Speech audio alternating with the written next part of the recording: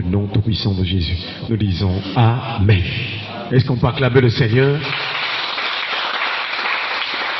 Nous continuons notre merveilleux thème sur l'enlèvement. Et nous savons que c'est un événement tant attendu parce que ceux qui sont prêts, les vierges sages, sont déjà prédisposés, sont disposés parce qu'ils sachent que les temps sont finis. Chers frères et sœurs, le Seigneur dit veillez donc puisque vous ne savez ni l'heure ni le jour.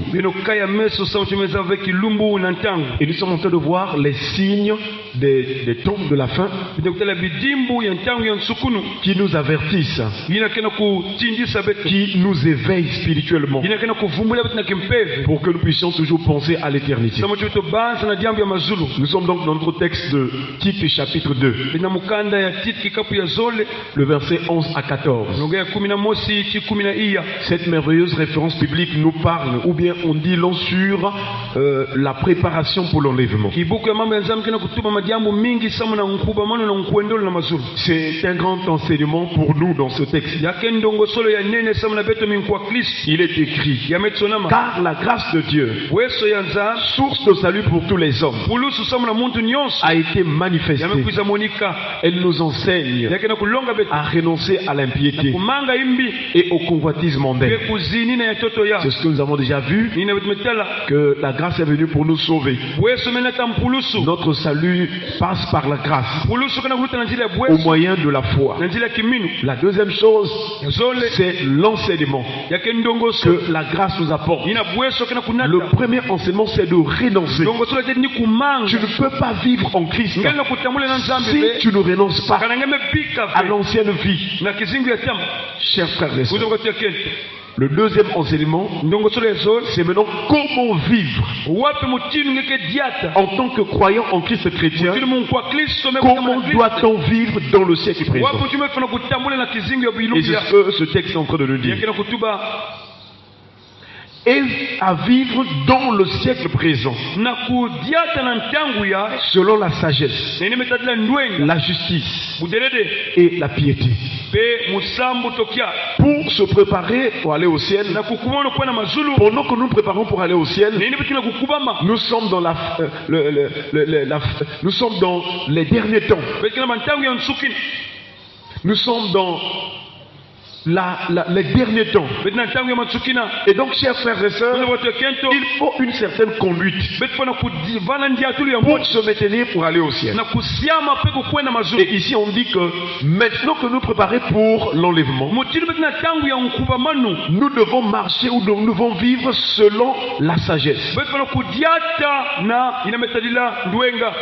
Le premier élément de notre conduite qui prouve que nous nous préparons pour le ciel, c'est la sagesse. Qu'est-ce que la sagesse? La sagesse, c'est une conduite. Une bonne conduite. Une conduite modérée. Une conduite prudente. Une conduite mesurée. Dans laquelle il y a l'absence d'excès.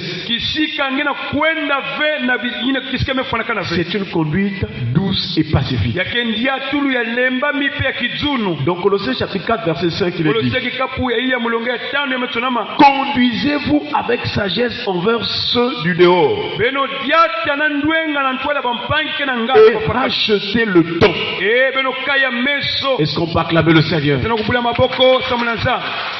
Dans ce monde, il y a ce qu'on appelle ceux du dedans et ceux du dehors. C'est par rapport à la maison de Dieu. C'est par rapport au royaume de Dieu. On peut avoir ces deux contextes, le dedans ou le dehors. Et un texte de Paul aux Éphésiens, il nous exhorte en disant, je crois dans Éphésiens chapitre 2, il dit, ainsi donc, vous n'êtes plus des gens des étrangers, ni des gens du dehors, Mais vous êtes concitoyens des saints, gens de la maison de Dieu. Est-ce qu'on peut acclamer le Seigneur? Donc, lorsqu'on croit en Jésus, on est un véritable chrétien. Physiquement, on est avec tout le monde. Mais spirituellement, nous sommes dans la maison de Dieu. Et ceux qui sont encore dans le paganisme, ils sont en dehors de la maison de Dieu. Ils sont hors du camp. Et nous devons être heureux parce que physiquement, nous sommes comme tout le monde. Mais spirituellement, nous faisons partie de la maison de Dieu. Nous sommes des gens de la maison de Dieu. Nous sommes des concitoyens des saints. C'est pourquoi nous attendons l'avènement du Seigneur. Chers frères et sœurs, conduisez-vous avec sagesse envers ceux du dehors et rachetez le temps. Ceux du dehors, ce sont des païens. C'est ceux-là qui sont étrangers à la vie de Dieu. Mais nous sommes les gens de la maison de Dieu. Chers frères et sœurs, la deuxième définition de la sagesse, c'est une conduite qui peut être considérée comme un modèle, un bon témoignage, un exemple à suivre. Vous allez voir que quand Paul était dans ses voyages missionnaires, il a pris Timothée parce que Timothée avait un bon témoignage. C'est pourquoi il a formé dans le ministère. Pourtant, il y avait beaucoup de jeunes. Mais il a pris Timothée à cause du bon témoignage. C'était un jeune sage. Chers frères et sœurs, la sagesse, c'est avoir cette conduite qu'on peut témoigner, qu'on peut imiter, être un modèle pour les autres. Et dans les épîtres de Paul à Timothée, il dit à Timothée que personne ne méprise ta jeunesse, mais sois un modèle pour les fidèles en parole, en conduite, en amour, en foi, en pureté. Voilà ce que nous devons vivre. Voilà ce qui doit être notre conduite pendant que nous nous préparons pour le ciel. La troisième définition de la sagesse, ça peut être considéré comme l'ensemble des connaissances, des enseignements reçus, des traditions, des coutumes. Chers frères et sœurs, lorsque Moïse était admis dans la maison de Pharaon, quand il était reçu comme fils de la fille de Pharaon, la Bible déclare que Moïse fut instruit dans toute la sagesse des Égyptiens. Et il était puissant en parole et en œuvre. Acte chapitre 7 verset 22. Et donc ce texte montre que ce texte biblique nous montre qu'il y a deux types de sagesse. Il y a la sagesse de Dieu, mais il y a aussi la sagesse du monde. Parce que dans la Bible, l'Égypte c'est l'image du monde. La Babylonie c'est l'image du paganisme. Donc les nations païennes sont l'image du monde, d'une vie étrangère à la vie de Dieu, des choses, des coutumes qui sont contraires à la volonté du Seigneur. C'est pourquoi Dieu interdit Israël à imiter les abominations des nations. Nous ne devons plus vivre selon certaines coutumes de ce monde, mais nous devons vivre selon la parole de Dieu. Est-ce qu'on peut acclamer le Seigneur? Donc il y a deux types de sagesse. Il y a la sagesse du monde qui est terrestre, qui est influencée par le paganisme. Et aussi il y a la sagesse de Dieu. La sagesse du monde vient du diable. Et ça pousse les gens à vivre selon la chair et à s'attacher aux biens terrestres. Dans Jacques chapitre 3 verset 15, il est écrit: cette sagesse n'est point celle qui vient d'en haut, Mais elle est terrestre, charnelle, diabolique. C'est la sagesse du monde. Voilà pourquoi un enfant ne doit pas vivre selon les coutumes du monde. Tu vois un païen s'habiller d'une manière, toi tu commences à suivre. C'est la sagesse du monde. Le langage que tu vois dans les païens, toi tu dois pas avoir ce langage là, parce que toi ton langage doit découler la parole de Dieu. Donc ce que nous allons faire doit avoir pour appui, pour fondement, la parole de Dieu. Voilà pourquoi dans le Nouveau Testament dit faites tout selon le Seigneur. Même lorsque les enfants doivent obéir aux parents, cela doit se faire selon le Seigneur. C'est ainsi que dans notre relation, même familiale, il faut toujours voir si les choses sont faites selon le Seigneur. Si ça ne cadre pas avec Jésus, alors il faut s'en écarter.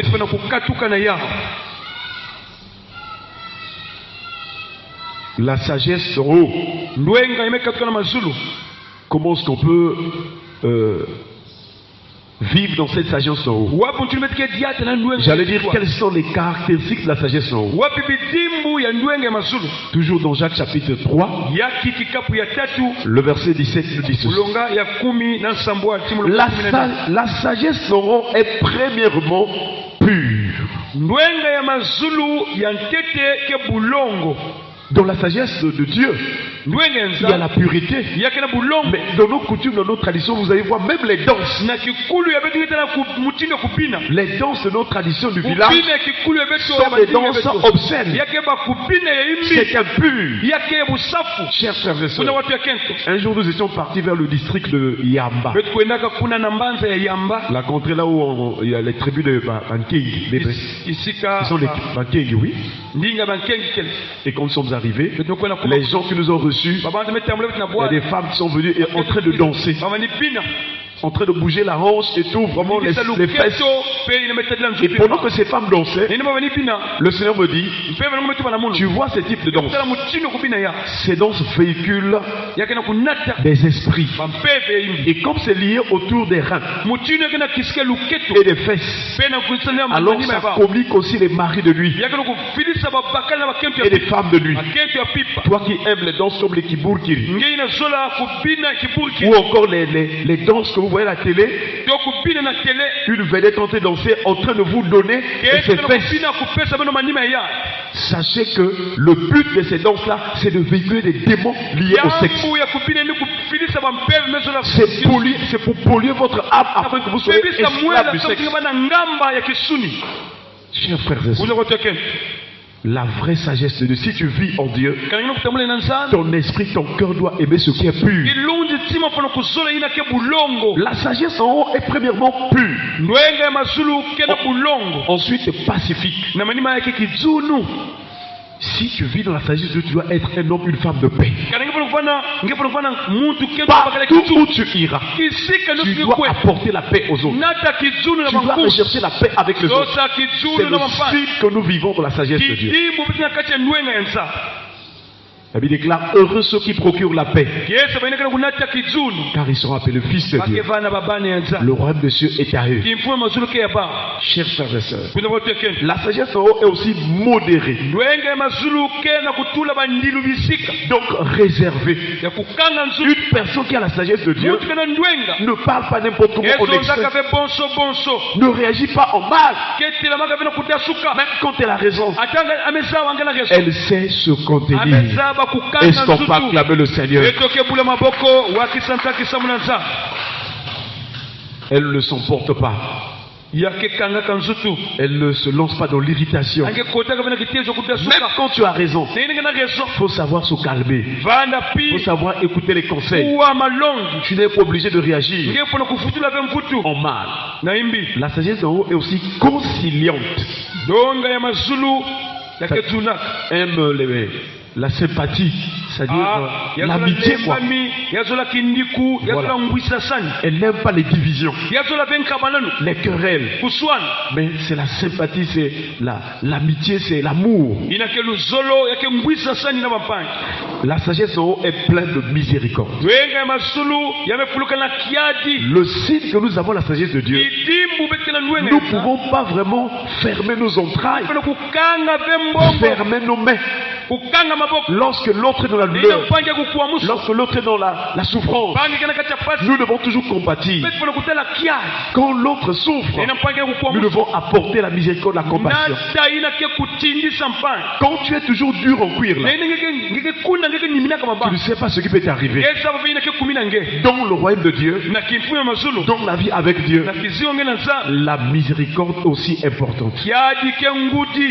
C'est ça qui prouve que nous sommes réellement des enfants de Dieu. Parce que tous les jours, le Seigneur nous manifeste ses compassions, nous renouvelle ses compassions. Nous nous sommes levés aujourd'hui, nous marchons, mais c'est par la miséricorde de Dieu. Ce n'est pas que nous sommes meilleurs que les autres. Nous avons la force et tout. Nous recevons quelque chose à manger. Mais ce n'est pas que nous sommes meilleurs que les autres.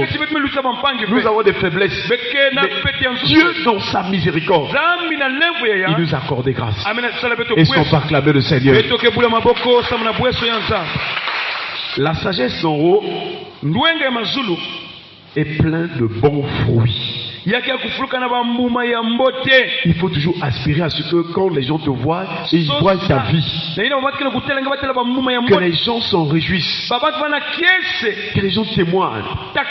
Ah, ça c'est une bonne maman, c'est une bonne soeur, j'aime ce frère-là, vraiment c'est un bon frère.